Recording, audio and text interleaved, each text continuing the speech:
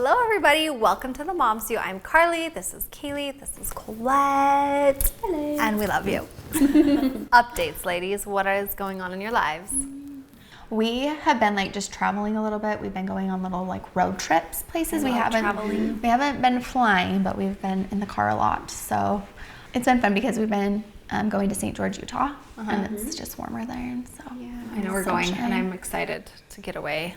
Get some sunshine, have a little warmth. Yeah, how are you, Miss just around the corner. Ski bunny? I know, does it make you sad? It's a bittersweet. I look forward to skiing all year, but I love summer. I mean, who doesn't love summer? It always makes me think of Olaf in summer. So I didn't know what to talk about because we're usually each come up with a topic that we bring for the Moms You, and I feel like my brain just lately sucks. So Pregnancy brain. I know. I relied on you guys. I'm like, let's do a Q&A because I feel like you guys always have the best ideas. So I tweeted out what suggestions should we talk about on the Moms You today, and there were so many good things. So this might turn into a long episode. We might only get to one or two. Maybe we'll get to all of them. But you guys had really good ideas. So let's start with the first one. From Danielle, she asks, any book suggestions, any books we're currently reading that we're loving? Yes. I just finished The Anatomy of Peace. Oh, that sounds very deep. It was very good. April from... Yes. I never know how to say their last name. Yeah. April she suggested it to me a while ago, and I'd had it on my list of Audible books to listen to for a while, and I started listening to it, and it was a little bit hard to get into, but the things that I learned from it, I was like, oh my gosh, I really want to implement these things, and I do that. I read all these books, and I'm like, oh my gosh, that. Yeah. But they're all they're all the same at the same time. They're all intertwined. It's they're just said differently, but they all mean the same kind of thing. Yeah, there's just different spiritual concepts and life, I don't know, mind shifts that I want to just keep working on. Yeah. So, and then another one that I love is The Judgment Detox by Gabby Bernstein. I just finished that one, and anything she writes is... It was a life-changing one for me, and I'm going back and listening to it. Judgment Detox? Listening to it. Listening to it. I couldn't say it. Listening to it again. Yeah. It's called The Judgment Detox. Yeah. Sounds like we all need a little of that. It is. It's very freeing. When I make the shift in my mind, I'm like, oh my gosh, if we could all just release ourselves of judgment, we would be so happy. Yeah. Stop judging yourself, stop judging your kids, stop judging other people, stop judging your house, it's just, I loved it. So anyways, those are my suggestions. That's a good one. Do you have any? You guys, I just don't read books like you guys do. I listen. I don't always read. I listen. I should do that. I did buy a book called Big Magic. Oh, I love that one. That I meant to start a long time ago. It was right before we moved. I bought a stack of books that I wanted to read because I really do enjoy reading it. It just feels so Elizabeth good. Gilbert, that one, right? Yes, I think so. Okay. I don't know for sure because I lost the book.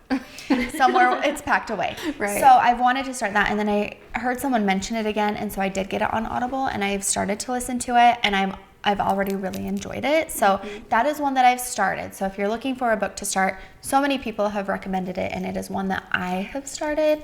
But I've also really been loving podcasts. Yeah, I do too. So I've been listening more to podcasts when I drive, and I wish I have a list of them. I'll try to remember them. One that I really love is the Allison Show. Yeah, she's great. I love her. She's really fun. She has so much energy, but I just love her. So that is a podcast I really love. And I'll try to list maybe more on my Instagram, or on the Moms You Instagram, so check there. But yeah. That's awesome. Yeah, I love podcast suggestions. So I'd love to see what you And some that I really wanted to start listening to were more from moms. And there was one that I was listening to that I'll be sure to leave somewhere so you guys can find it. But I just loved it. I just loved listening to these ladies, and they have guests on who are authors or have come up with products and stuff. So it's just good because you learn from all of them. Yeah. So that's fun. I love it. I feel stupid sharing it because I can't remember the author, but it's called Wash Your Hair, which I love that. Wash your hair. But she talks about the 10 lies that you tell yourself throughout your life and how to stop that habit and that habit cycle, and it's so good. And it's like that you said, it's just things that stop telling yourself you're fat. and like the way that you view yourself. I don't know. It's really like, I like reading those books where you feel better about yourself and you feel like you want to make positive changes and not, you don't get down on yourself for it, but it's called Wash Your Hair. It's really cute. That's so funny. Oh my gosh, I will put find that on my list. I'll find the link and leave it for you. A viewer sent it to me. Her name's Kate Miller, and she sent it, and because she was working on her book tour, and she sent it, and I just love the book. It's really cute. Look it up. Wash your hair, because we all need to wash our hair. Sometimes. Sometimes. This Every one, couple days. I love this tweet because Jax and I actually were having a really good conversation about this and how romance and your relationship just changes after you have kids, and the longer you've been married, just like things change, obviously. And so this one comes from Cassie, and she said, how to keep the romance and fun in a relationship, especially after having kids.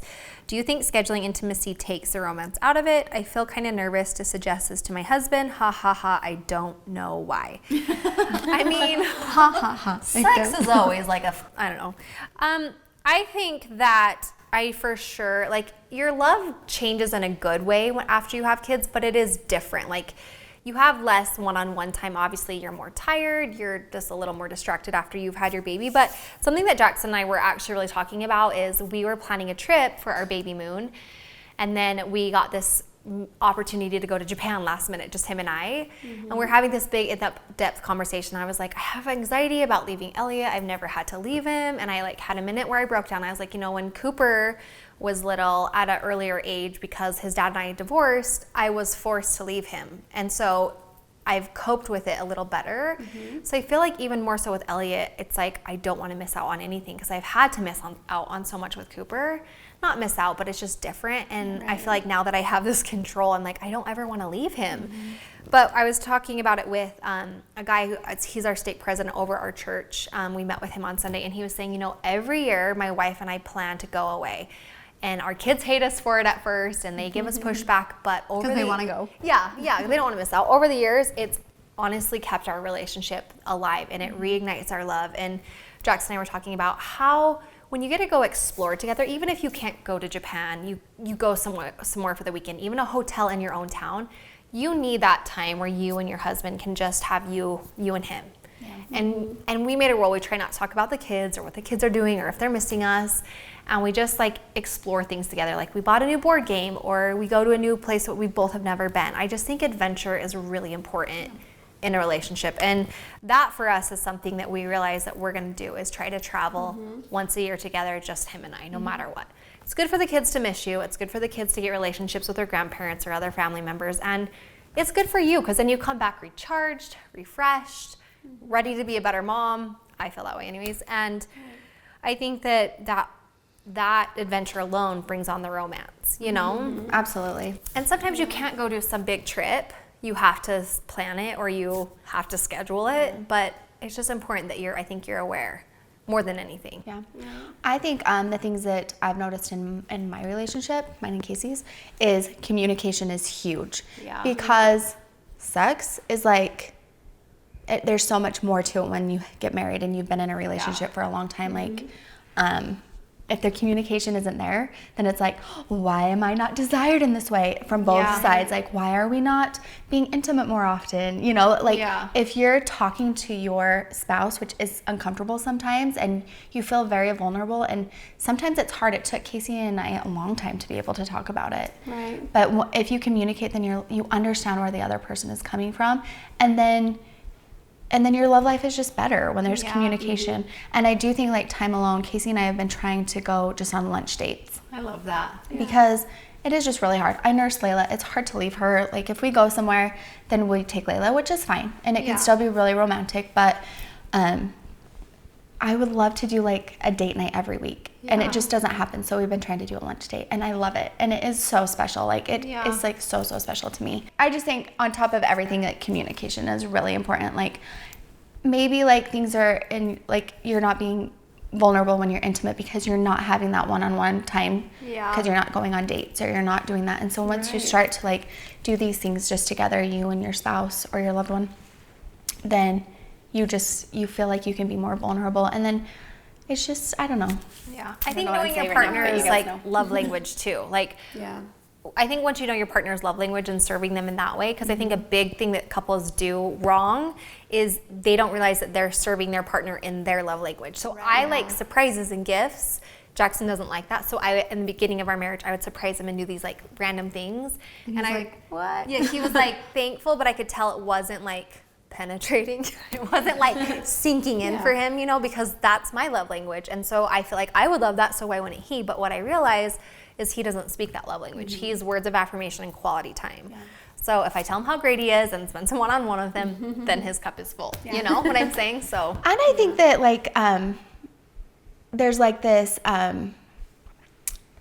this thing about guys where it's like they don't need to be fed in that way. Like guys are just like ready anytime, but when you're in a relationship for a long time, like you need to think about like loving them in their love language too, because it's not just like that forever. I mean, sometimes it is. Yeah. I'm not speaking for everyone, but you do need to do like special things for your man too. Yeah. I think, especially when kids come into the mix, it's like, it does change. Like you start out, you know, you're young and you're free and whatever, and you can just make out anytime, and you know, sex might be spontaneous in the beginning and it's fun, and that's really great. But after you have kids, sometimes, or maybe even before you have kids, but as you're together for longer, it can become this, you know, it's like, well, maybe I don't really feel like it, but you feel like it. And it's like communication. I love what you said. Communication is so important. Like you just have to express where you're at and how you're feeling in the moment. And vulnerability, like you have to be able to say, you know,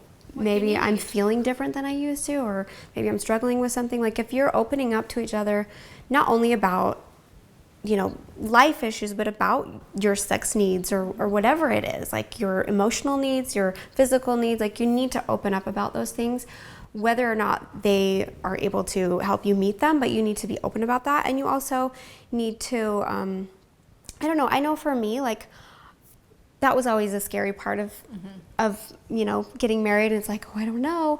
But as I've learned more about myself, I've realized like I can take charge of that side of myself, you know, and talk about how I feel and learn, you know, what I can do. And I think that with kids, like they ask the question, like, is it unromantic to schedule? I think there's a time and a place for everything. And I think that sometimes, you know, in the spontaneous moments, that is fun and it's exciting and it ends up awesome. But then sometimes when you do schedule it, it's like as a busy working mom, then you can know like, oh, I'm gonna have this time with my husband, and you can mentally prepare yourself, because a lot of times being ready sexually for a woman takes a lot of mental preparation, you know, and like you've got to be in the mood, and you've got to not be thinking about the kids and the this and the list and those. It's like, because if you're thinking about all that, then that's like the last thing you want to do at the end of the day. Boner killer. It is. But then when you know that time is going to be there, then you can like mentally get ready, and it's like, oh my gosh, maybe I'm excited. You can turn on some music that makes you feel like frisky or whatever. You can send a little text message. Like, hey, like baby. you can flirt during the day because you know, like we're going to have this time together. So it can be a huge blessing in your marriage. Don't feel like, oh, that'll zap the romance because we have to schedule, or, you know, it's all in the attitude and the way you play with it. Like it's still fun, and play with it, and don't act like it's a chore. I always forget we have younger viewers. I'm sorry. I would like feel like we're speaking to like the married audience. Yeah, if you sorry, are married younger, audience, if you're younger, don't do it. Well, and I even think like as adults, like sex doesn't always have to mean romance, and sexy doesn't always have to mean romance. While that's a huge important part of I feel of a relationship, it's like physically you get to connect, and we were talking about this, like endorphins are released and it just makes you feel more connected. There's so many other things you can do in a relationship. Like I love holding hands. Like we were laying in bed the other night and Jackson was reading a book and I was watching this Spanish show that I'm obsessed with, and we were just holding hands, and it was like we just needed that connection. Or driving in the car and you hold hands, or just having a conversation. Like it doesn't always have to be like physically intimate. You can do other things. Go on walks together, go on lunch dates. Like just thinking about your loved one in a way where that makes them feel special, I think. Okay, here is the good one. This is from Cassie PTX. She says, how do you guys deal with stress? I just watch TV. We get on our phones, we eat a lot of chocolate. I like vent to my husband to the point where I'm like crying and angry, and then he's like, okay, so now what? Like he like talks me through it. I'm like, sometimes that's just what you need, is just someone to hear you out and and someone to talk to, you know? Yeah. I take a bath. And you know what is funny about this is that is what I usually do when I'm stressed out or just upset about something is I'll take a bath. And then I realized it's like meditation. When you're, it's like, Quiet okay, time. like I'm just like sitting here in peace. And then I feel like I can like think about what I'm actually upset about, because I'm probably not really upset about what I'm so stressed out about. It's probably something else, and I can work through my thoughts, and then I feel so much better. Or taking a drive. Or there are some days that I'm so stressed out, and if Casey's home, I'm like, I just have to go get a drink by myself. Like that, I just need to. And he'll be like, okay. The soda bar. Yeah, soda bar. This one's changed for me, I think. I don't know. I feel like I have a toolbox. Like I think the number one thing is to be very aware of yourself, and meet your own needs. Like when you're feeling stressed, like what is it that you need? Maybe it's sleep. Maybe you haven't had enough sleep, and all this stuff that you're making up in your mind really could be solved if you just laid down and took a big rest. Because we need that. Like I feel like as a society, we're always like, go, go, go, and we have to do this and this and this. We forget that sleep is like major. I actually had a conversation with Daxton the other day. He's like, Mom, why do we sleep? I was like, Good question. well, our bodies need to recharge, and I thought about that, and I'm like, we do sleep a lot, like for a lot of hours, and we need that. And it was funny explaining to this child who just didn't get it. He was like, why do we have to sleep? So boring. Because he always wants to not take a nap.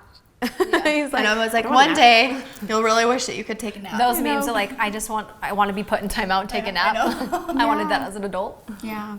And that's one of them. And I just kind of have a toolbox of things that I love that you said meet your own needs. yeah, you need to meet your own needs. And sometimes it's getting in a quiet place. Sometimes it's talking about a problem that you have. Like I have a list of friends that I know I can call and talk to if I am dealing with an issue and I just need to vent. And, sometimes free writing helps.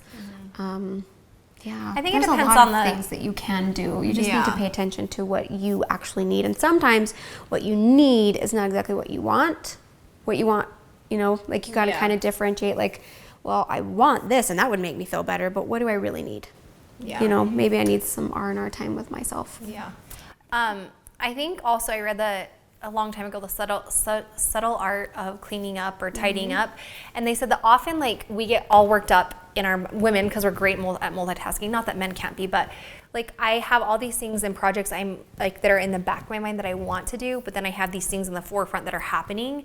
And it seems like so much is going on. And so when I try to explain it to Jackson, he's like, wait, so is the laundry the issue or is it your YouTube? Like he tries to figure it out. So I think sometimes for me, if I know I'm stressed out, the last thing I feel like I want to do is clean the pantry. But sometimes just taking that therapeutic time to like physically see a project get done in front of my eyes, like cleaning out the pantry is almost like cleaning out the space in your mind that you didn't even know was occupying like your true. space. It's And then it's therapeutic. like, oh, okay, that project feels done. I saw something physically happen, and you have that quiet time where you can be physically doing something, but mentally you're kind of checked out, And for me, that's like helped a lot. But right now it's the last thing I feel like I want to do is clean or organize, but it always helps me. Okay. So our last one comes from Elizabeth. This is a really fun one. She said, things you wish you would have known before having children. Oh, why does that one need to start? I'm like, yeah, where do you start? I feel like I'm just going to start this one off because I always talk. I don't care. So if I could go back almost and give my younger self advice, it's hard because where we're from, and I'm not blaming this on my culture or my environment, but it does feel like the trend to get married quick and have kids, and then you focus on the other things like your career and making money. Kind of where we're from, it's like, oh, you figure that out after your family comes. Because we were talking about this actually with a taxi cab driver in New York. He was like, you guys look so young. Why do you have kids? Like, what are you doing? And he was saying, I think in other parts of the world, people do education, career, and then family. And as much as I obviously love my life and I wouldn't change things, you always try to learn from your past, and like you always get that asked that question, if you could tell your younger self something, what would it be? I think I was just felt like I was always in this hurry to get to the next thing, rather than just kind of enjoying that stage in life. If you're messing up and not going to college and you're stressing out about it, kind of enjoy that season. Because that's not going to last forever, hopefully. Let's not let it last forever. And I also would advise to travel more. Get out in the world and learn about other people, their cultures, what makes them tick, what makes things go round. I think it just gives you a better perspective and understanding for life in general when you learn about others rather than just yourself. And then you find yourself in that process, you know? Definitely. Those are definitely things I tell Braylee. I'm like, listen, I'm so grateful I had you so young. I wouldn't change anything ever. But this is what I want for you. I don't want you to get married before you're like 25 to 28. Yeah. And then enjoy your time with your husband. Yeah. And I did get pregnant because I was on birth control, but I was switching anyways. I got pregnant on accident. We didn't plan it. But if you can, like, enjoy a couple of years with being married and travel and spend that time. And but something that I would tell myself is just to give myself a break and to understand that you figure things out as you go. Yeah, and you're not going to have all the answers. You just really can't have all the answers, and you're not going to do everything right. But this little baby doesn't know. Like, you're figuring it out with your baby, and your baby doesn't know any different. So to your baby, it's just like you're the mom, and you're doing everything right because you're, you know, if you're keeping your baby healthy as you can, fed, changed, clean, warm, then that's okay. That's all just you need. like just give yourself a break. Yeah, love yourself more. Life is so short and you never know what's going to happen. And it's like you are in charge of you ultimately. And I think being the best you is the best reflection on you being the ultimate best mom, wife, sister, friend, husband, whatever. And you can't be that best person to anyone else unless you really love and honor and take care of yourself first. And don't compare. That's a big one. Like, don't compare how you're parenting to anyone else because you're doing what you can. And one last thing, let your kid wear like character things. If they want ugly character light up shoes, Velcro shoes. let them have them. If they want to dress up every day, let them please do, because you'll look back and you'll be like, I am so glad that you wore that hideous outfit because you looked adorable and you were so happy. Like that is so much more important than Matching or your having kid cute looking things. perfect. And this is something that I learned with Braylee. I wouldn't let her wear like character things. I wouldn't buy those types of things. And I don't know why. I just felt like my baby needed to look a certain way or dress a certain way. And then when Gage was little, he loved dressing up, and I just let him. And it makes me sad that I didn't let Braylee, and it makes me so happy that I did let Gage, because those are my very favorite memories. Right. Well, they're just exploring. It's true. I feel like that's the underlining theme. It's like, enjoy the moment, let things go, relax, you know, let yourself off the hook more. Because I remember feeling that like that as a new mom, just super stressed that you're going to do something wrong, and it's like, this isn't how my mom did it, or this isn't how my mother-in-law does it. Like, I need to do everything just right, and like just let go and make it yours. You know, make your journey, your motherhood situation, and your life yours. And I mean, that's the best advice, I feel like, from me. To add on to that, I would tell myself. My parents watching this might cringe, but don't be afraid to step out of what your parents want for you. And I mean that in the best of ways, because your parents love you and they're gonna want the best for you, and sometimes they think they know what's best, but you have to like find that time in your life where you start to follow your own heart and what your intuition is.